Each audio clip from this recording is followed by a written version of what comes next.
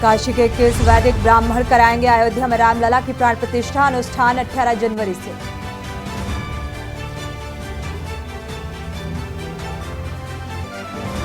Purvanchal expressway के किनारे township बसाने का खाका तैयार। किसानों की 2000 एकड़ ली जाएगी जमीन।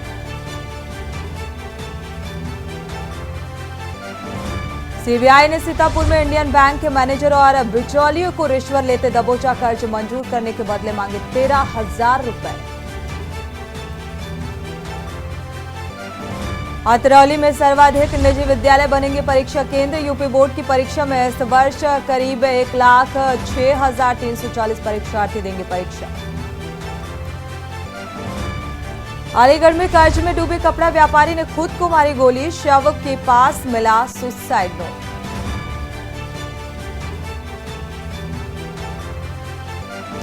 और बीजेपी के 3 राज्यों में जीत से मायूस अन्य दल। भाजपाइयों ने ढोल नगाड़े आतिशबाजी और मिठाइयां संग हुआ जश्न।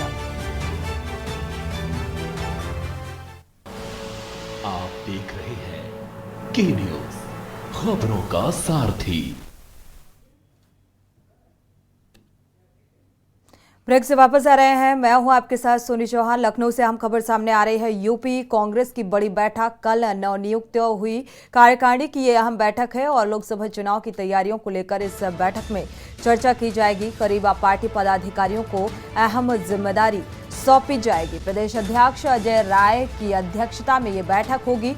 लखनऊ के कांग्रेस मुख्यालय पर यह बैठक होगी। यूपी कांग्रेस की बड़ी बैठक कल रखी गई है और इसमें कई अहम मसलों को लेकर चिंतन और मंथन किया जाएगा। कार्यकारिणी की ये अहम बैठक मानी जा रही है। तो यूपी कांग्रेस की बड़ी और अहम बैठक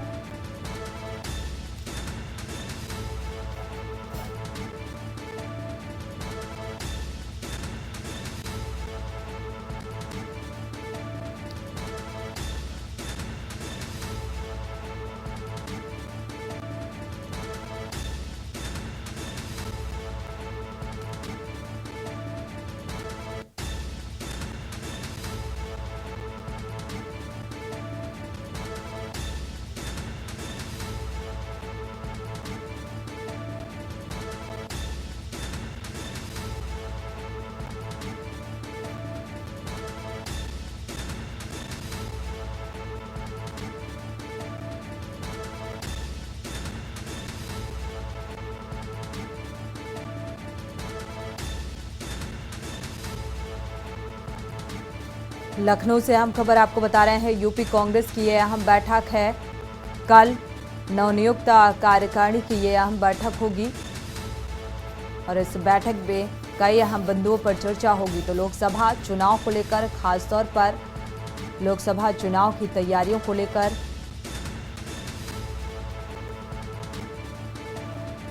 बात की जाएगी।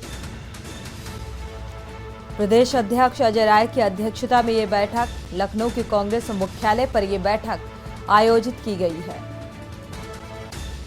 तो कार्यकारिणी और पदाधिकारी इस बैठक का हिस्सा होंगे और लोकसभा चुनाव को लेकर लगातार इस बैठक में रणनीति तैयार की जाएगी कि किस तरीके से लोकसभा चुनाव की राह को आसान बनाया जा सके।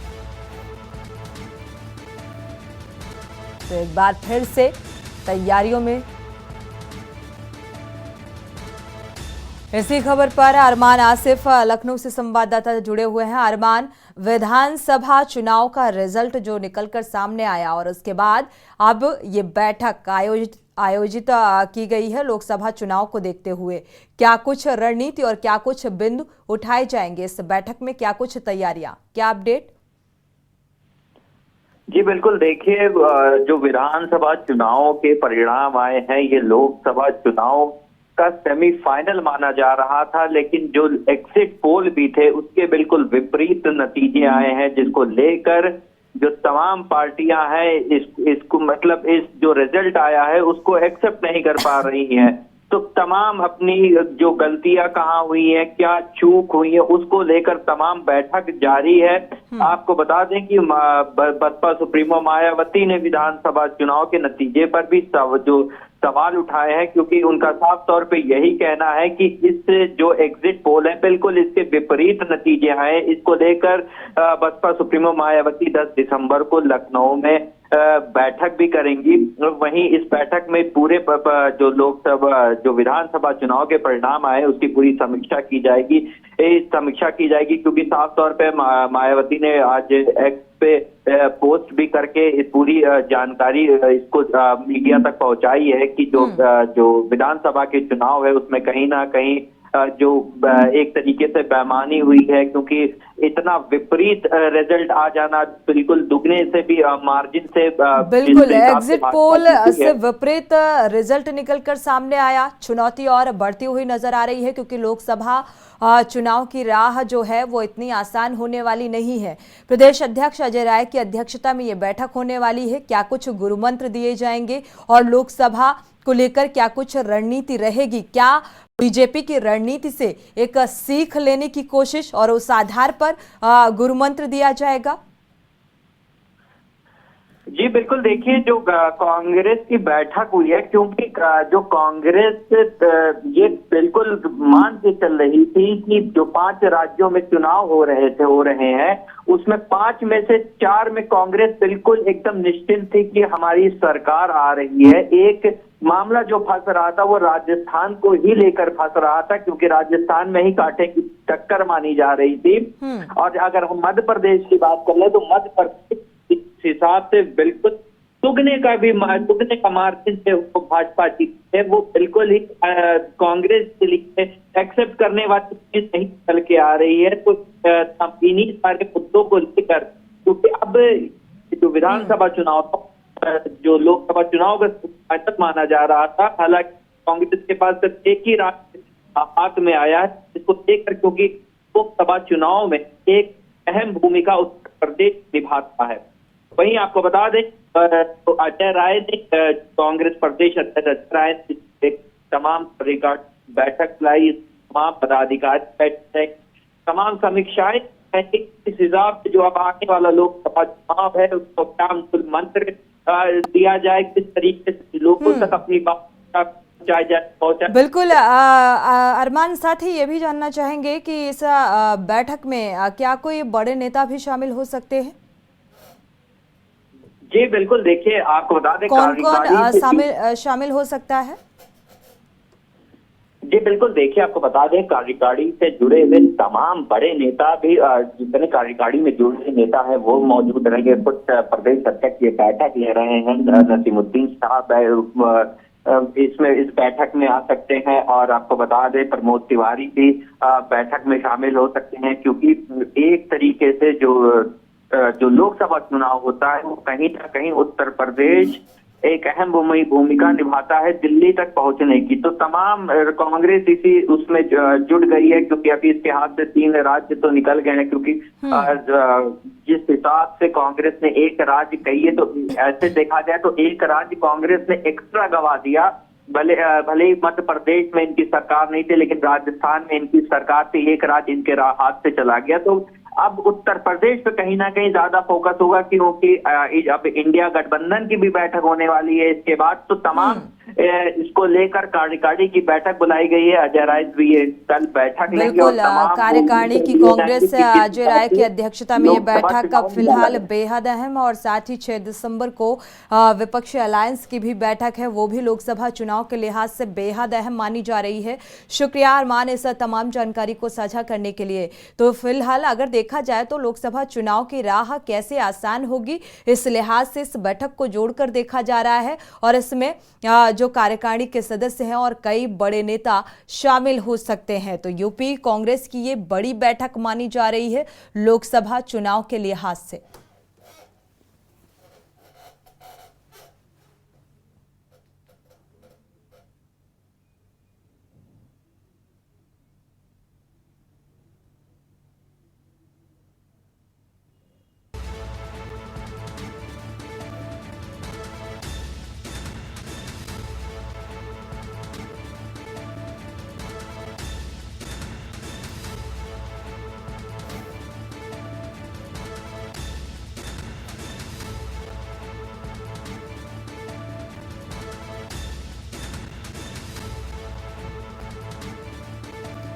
तो इस बैठक के जरिए हार के कारणों को टटोलने की कोशिश भी करेगी और आगे रणनीति तैयार करेगी। बढ़ते आगे लखनऊ का रुख कर लेते हैं। लखनऊ से अहम खबर आपको बता दें, लखनऊ से बड़ी खबर, बसपा सुप्रीमो मायावती ने सवाल उठाए हैं। विधानसभा चुनाव के नतीजे पर सवाल उठाए गए। मायावती की तरफ से एक तरफा नतीजों पर लोगों में शंका है। तो विचित्र परिणाम सामने आए क्योंकि एग्जिट पोल जो बता रहे थे उस लिहाज से अगर देखा जाए तो विपरीत ये परिणाम निकलकर सामने आए हैं, क्योंकि तरह तरह की कयास लगाए जा रहे थे और कांटे की टक्कर कांग्रेस और बीजेपी के बीच देखी जा रही थी। लेकिन बीजेपी को 3 राज्यों में जिस तरीके से जीत मिली और कांग्रेस को हार, तेलंगाना को छोड़कर आज मिजोरम के नतीजे सामने आ रहे हैं। इसको लेकर अब बीएसपी सुप्रीमो मायावती चुनावी परिणामों को लेकर सवाल उठा रही हैं। तो विचित्र परिणाम बता रही हैं, स्वीकार कर पाना बेहद मुश्किल है। बसपा सुप्रीमो मायावती ने ये सवाल उठाए। 10 दिसंबर को लखनऊ में बसपा की ऑल इंडिया बैठक भी है। लोकसभा चुनाव को लेकर ये अहम बैठक बुलाई गई है। तो चुनावी परिणाम की जमीनी रिपोर्ट तैयार करने के भी निर्देश दिए गए हैं।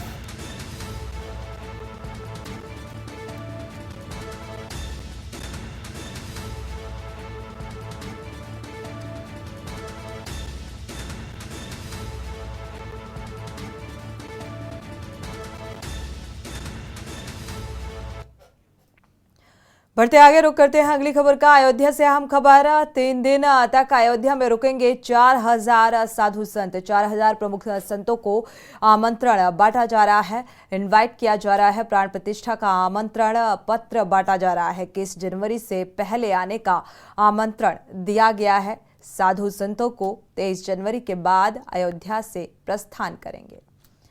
तो फिलहाल यह सिलसिला शुरू हो चुका है। अयोध्या में 22 जनवरी को भगवान श्री राम की प्राण प्रतिष्ठा निर्धारित की गई है। ये कार्यक्रम निर्धारित है और इससे पहले साधु संतों का जमावड़ा और अब तक 3000 साधु संतों को आमंत्रण भेजा जा चुका है, जो कि पहुंच भी रहे हैं और 3 दिन रुकेंगे और इसके बाद 23 को प्रस्थान करेंगे। 22 को रामलला विराजमान होंगे, प्राण प्रतिष्ठा होगी और इसके बाद साधु संतों की विदाई।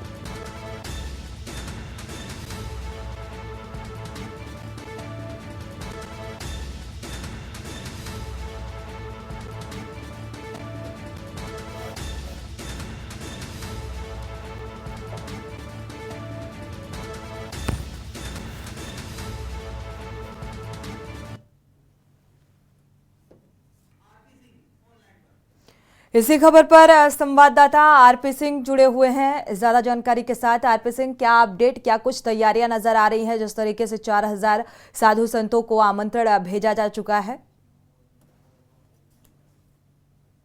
आरपी सिंह अनम्यूट करिएगा, आवाज मिल पा रही है आपको? आवाज आ रही है? जी, सुन पा रहे हैं।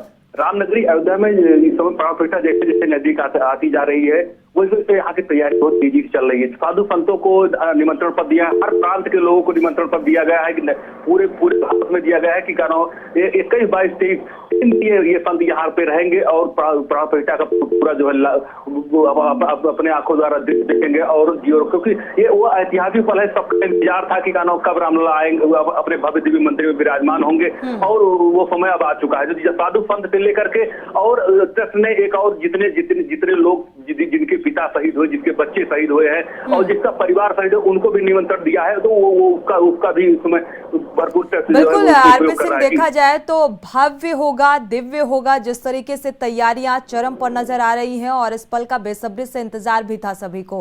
खास तौर पर अगर साधु संतों का यहाँ पर जिक्र करें, क्योंकि सीधे सीधे आस्था और आस्था से जुड़ा हुआ ये मसला है।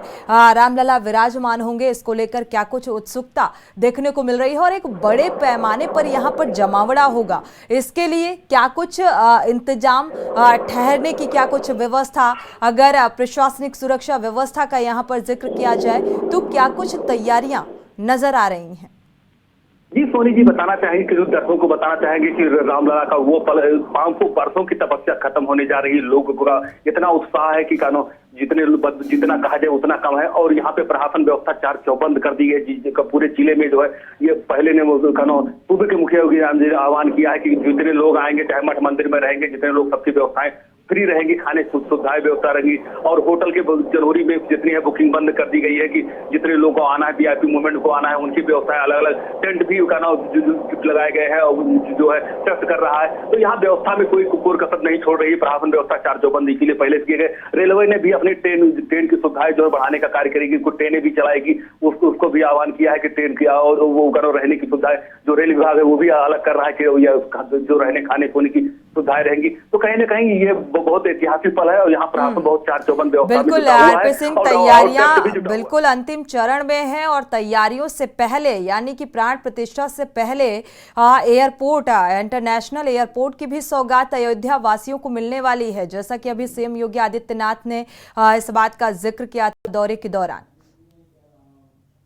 15 तारीख से उड़ाने यहाँ पे चालू हो जाएंगे जो सर्वे में चलेंगी अभी कुछ दिन तक। उसके बाद कहीं ना कहीं सौगात जो लोग पाँव प्रतिष्ठा में हो सकता है कि लोग एरोप्लेन से भी यहाँ पे आकर के पाँव प्रतिष्ठा में शामिल होंगे। तो कहीं ना कहीं ऐतिहासिक पल है। अयोध्या पूरी उत्साह में डूबी हुई है क्योंकि 500 वर्षों में लोगों का इंतजार खत्म होने जा रहा है। अब भगवान राम अपने भव्य दिव्य मंदिर में विराजमान होंगे और ये टेस्ट आज से जो है वो जारी करने जा रहा है। जो जितने बिल्कुल व्यवस्थाएं चाक चौबंद हैं, चुस्त दुरुस्त कर ली गई हैं, तैयारियां अंतिम चरण में हैं और इसको लेकर उत्सुकता भी चरम पर है। शुक्रिया इस तमाम जानकारी को साझा करने के लिए। अयोध्या से अहम खबर आपको बता रहे थे। 4000 साधु संतों को फिलहाल आमंत्रित किया जा चुका है।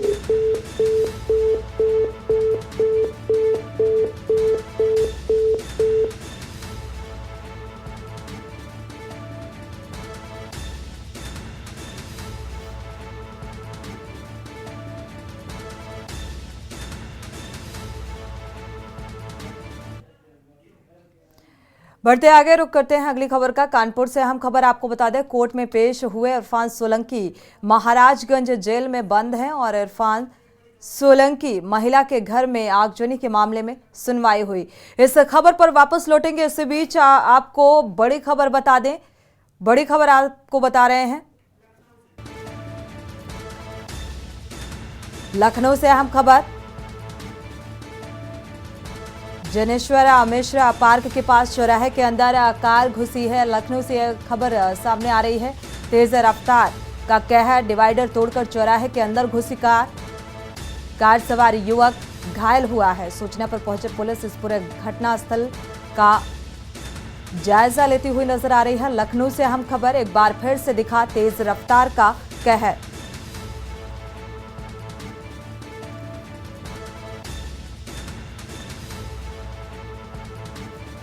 और इसी खबर पर संवाददाता ज्यादा जानकारी के साथ भरत सेठी जुड़े हुए हैं। भरत, क्या वजह रही इस हादसे की, कुछ पता चल सका? देखिए जनेश्वर मिश्र पार्क के पास लगातार जो हादसे हैं वो होते रहते हैं। फिर बात करें तेज रफ्तार की तो लगातार वहां पर चेकिंग अभियान चलाया जाता है। इससे पहले जो वहां पर एडिशनल एसपी के बेटे की भी हादसे में मौत हुई थी, लेकिन सबसे तेज रफ्तार दिखी वहां पर कार अनियंत्रित हो गई। अचानक जो चौराहा था उसके ऊपर कार चढ़ गई। फिलहाल जो कार चालक था वो गंभीर रूप से घायल हुआ, उसको हॉस्पिटल भेज दिया गया है। जानकारी मिलते ही मौके पर पुलिस पहुंची थी। फिलहाल बड़ी घटना हो सकती थी जिस तरह से कार अनियंत्रित हुई क्योंकि बहुत बड़ा चौराहा था, वो तमाम लोग पहुंचते हैं वहां पर पार्क के पास, लेकिन अभी इतनी बड़ी घटना नहीं हुई। लेकिन फिलहाल उस कार चालक जो गंभीर रूप से घायल हुआ उसको हॉस्पिटल इलाज के लिए भेज दिया गया है। वहां पर उसका ट्रीटमेंट चल रहा है और पुलिस मौके पर मौजूद है। जो आसपास के जो सीसीटीवी लगे उसको खंगालने पे लगी हुई। आखिरकार इसकी वजह क्या थी हादसे की? तेज रफ्तार। शुक्रिया भरत इस तमाम जानकारी को साझा करने के लिए। तो एक बार फिर से तेज रफ्तार का कहर देखने को मिल रहा है राजधानी लखनऊ से। ये खबर सामने आ रही है। जनेश्वर मिश्र पार्क के पास जो चौराहा है उसके अंदर ये कार डिवाइडर से टकराते हुए जा घुसी और जो कार चालक है वो इस हादसे में जख्मी हुआ है। उपचार जारी है। फिलहाल सीसीटीवी लगे हुए थे घटनास्थल पर और पुलिस मौके पर पहुंची हुई है। इन सीसीटीवी के आधार पर जांच पड़ताल की जाएगी।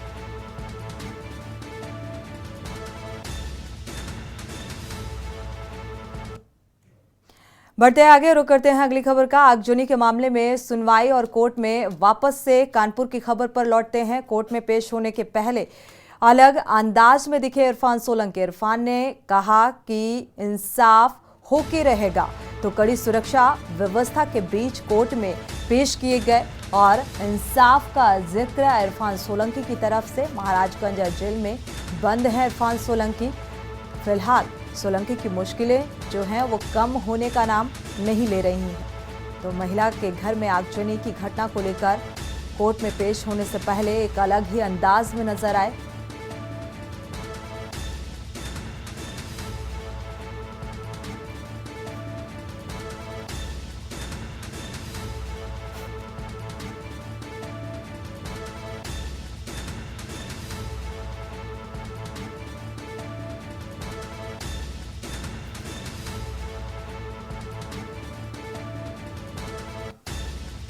इसी खबर पर ज्यादा जानकारी के साथ अभिनव शुक्ला जुड़े हुए हैं, संवाददाता। अभिनव, क्या अपडेट? एक अलग ही अंदाज नजर आया जब कोर्ट में पेशी हो रही थी।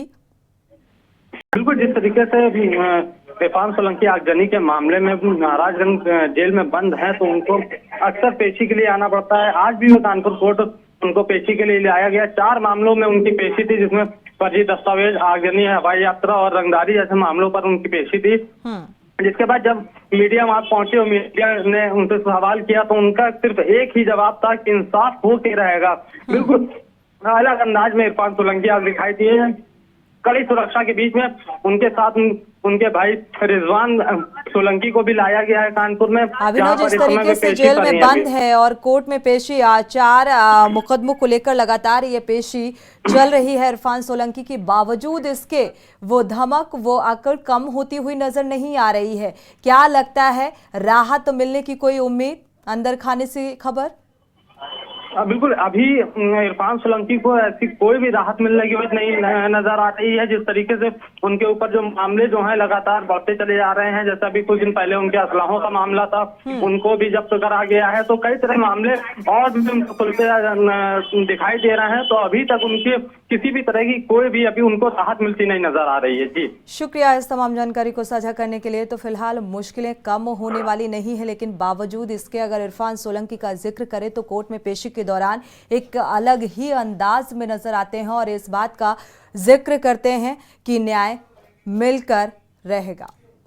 बढ़ते आगे, लखनऊ से अहम खबर। पूर्वांचल एक्सप्रेसवे के किनारे बसेगा टाउनशिप और टाउनशिप बसाने का खाका तैयार कर लिया गया है। किसानों की जमीन ली जाएगी, करीब 2000 एकड़ जमीन ली जाएगी किसानों की और 6 लाख की आबादी वाली टाउनशिप बसाने की तैयारी है और पूरा इसका खाका तैयार कर लिया गया है। तो 6 लाख की आबादी वाला ये टाउनशिप अब बनाने को लेकर तैयारियां पूरी।